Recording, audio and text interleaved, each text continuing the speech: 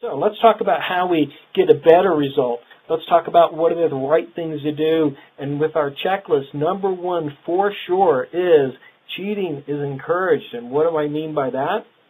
Well, don't go into a meeting blind. This is not school and, a report card or a test. This is, a business organization where everybody knows each other and is working towards the same goal. So cheating, I like to say is encouraged, and you shouldn't go blind into a meeting. As the leader of the meeting, you really need to do a lot of prep. You should establish ground rules ahead of time for everyone. You should be pre-meeting with people, not only at the beginning to establish those ground rules, but on an ongoing basis before each meeting. And frequencies we'll talk about in a little bit, but this is true whether it's a weekly meeting or a monthly meeting or a quarterly meeting.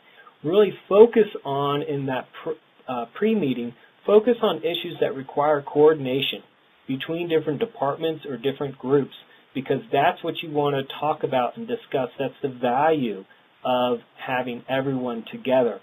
Also, if there are going to be decisions talked about, then really clarify the trade-offs and the criteria you want to utilize to make those decisions.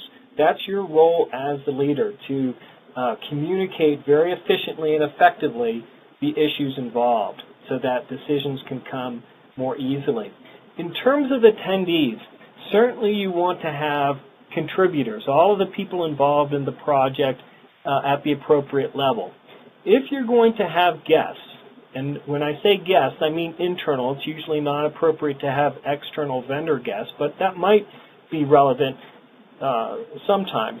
But I think internal guests can be very positive, especially when you're getting closer to milestones or any part of a rollout, because they can help communicate and advertise within the organization what's happening, and that can be used to your benefit, the entire team's benefit. So take special note of guests and having them on your side and helpful to the implementation.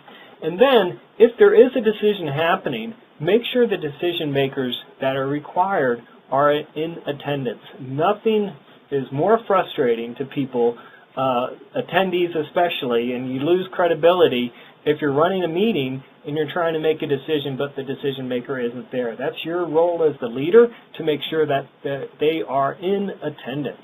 So make sure that's happening. This is all stuff to do ahead of time.